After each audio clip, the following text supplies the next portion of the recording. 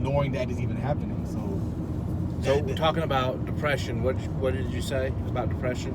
So there's like, I'm gonna get into the deepness of it, but the chemicals that when the messengers of the neurons are getting sent, it's an electrical current. So the next neuron has to have a branch, which is called an axon, that receives the signal. So what's happening is when those chemicals are being transferred, those neurochemicals, they're not either receiving it efficiently enough or it's not getting there at all.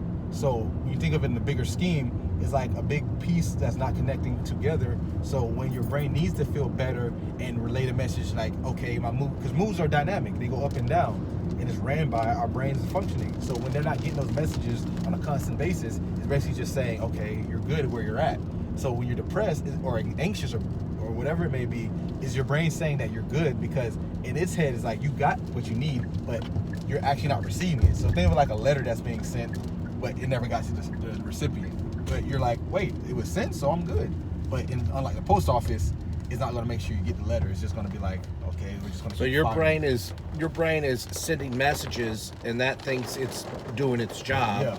But the other receptor, I guess, is not receiving it, and this is where the depression's coming in. Yeah, it's a part of it. Yeah, that's from the physiological aspect of depression, because there's obviously the mental and psychological aspect, because going to the thoughts. So if I am in a depressed state, I have to try and put effort towards being better.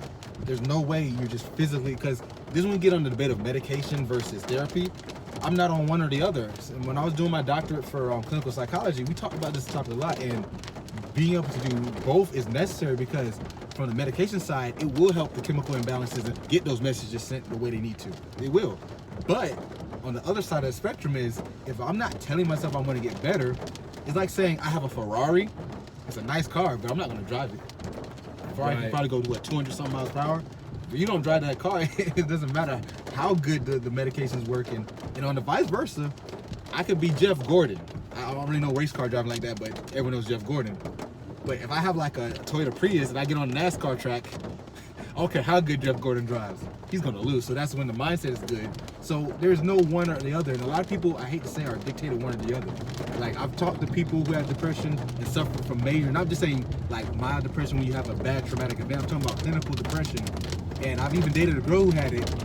And she, like, ultimately our relationship, well, I won't even get to the relationship because we didn't go that deep, but ultimately it didn't get further because it was just hard for her to cope. And I understood that. So I fell back.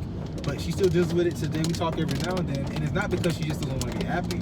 We've had many conversations how she's trying, but it's just so much to it. A lot of people neglect that there's both sides, not one or the other. And I think there's a stigma to medication. People are like, oh, I don't want to get on medication. I don't want people to think I'm crazy or weak. Exactly. That's bad. That's like saying a doctor giving you health medication for physical health. Like, if you have the flu and you're like, I'm not going to take anything, you can't get mad if you don't get your cough go away or your nose doesn't get stuffy. Like, it's the same concept. And the funny thing is, the stigma is you would never tell a cancer patient you're weak for getting medication. You would tell the opposite, say you're strong. But for mental health, for some reason, they do the opposite and they get called crazy. And it's rain. So watching about a mile this way, it'll be clear.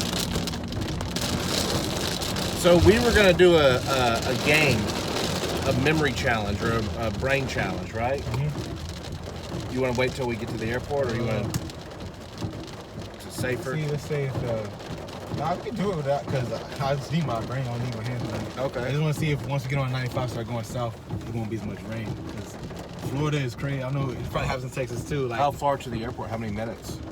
We're on Atlantic, so let's say 15.